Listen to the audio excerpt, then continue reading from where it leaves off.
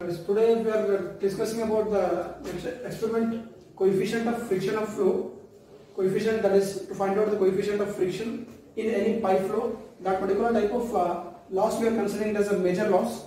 In the major loss consideration is, if you are taking a pipe flow, that is if you are considering the total length of pipe, in the pipe length we are considering some distance as length as L. Within that distance we are connecting two manometers at initial point and final point, considering as sections 1 and 2.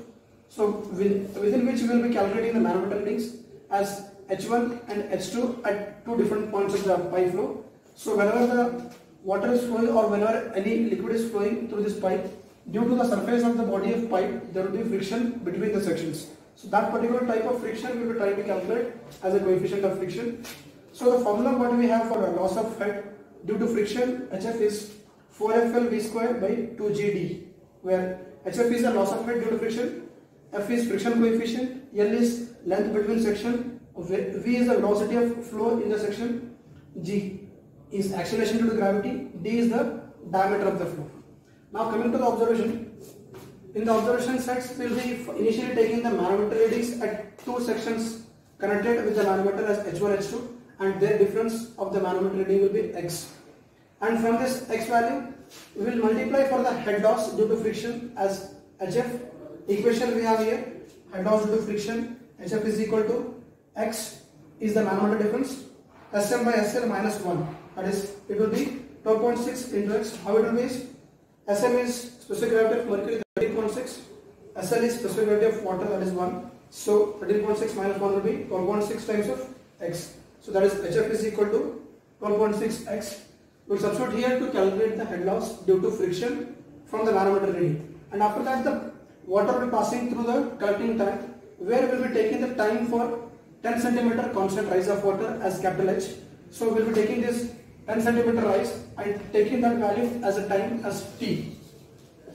And after that, from that time, multiplying with the collecting tank area. So we have area of the collecting tank, and after that, initially we will be taking the observation as diameter of the pipe 2.5 cm, and after that from the diameter of pipe, area of the pipe small a will be pi by 4 d square 4.9 cm square, and after that the length of pipe considered for section 1 and 2, it will be 300 cm, and from there the actual reading or the actual discharge AH by T, where A is the area of the collecting tank 80 cm by 80 cm, that will be 6400 cm square. H is equal to the constant rise of water which will be taken in the tank as 10 cm, and T is the time taken to fill that height 10 cm. Then G value 981 cm per second square. G value is it is acceleration due to gravity 981 cm per second square. So using this actual formula equation, we will be calculating the discharge, actual discharge, and after that from the formula of this velocity, V is equal to Q by A, actual discharge by area of the pipe. So area of the pipe already done, it is calculated. So Q actual divided by area will be giving the velocity of the flow. Then from there we will be calculating using another equation of head loss due to friction, that is HF 4FL by V square by 2GD. So cross multiplying, F is equal to, it will be HF GD 2L V square. So this value of HF is taken from the manometer reading, and G is 981, D value is diameter of pipe, L is the length 300, V is the velocity which we already calculated here.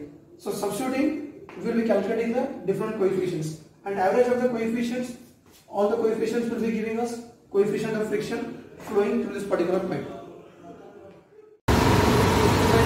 Pipe friction. These are three different diameters of pipe.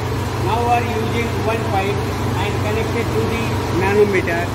L1 from first point to last point is the length of the pipe, and diameter of the pipe is 2.5 cm. And L1 and L2 reading is manometer reading taken. Difference between L1 and L2, that of the water. Water comes to the collecting tank.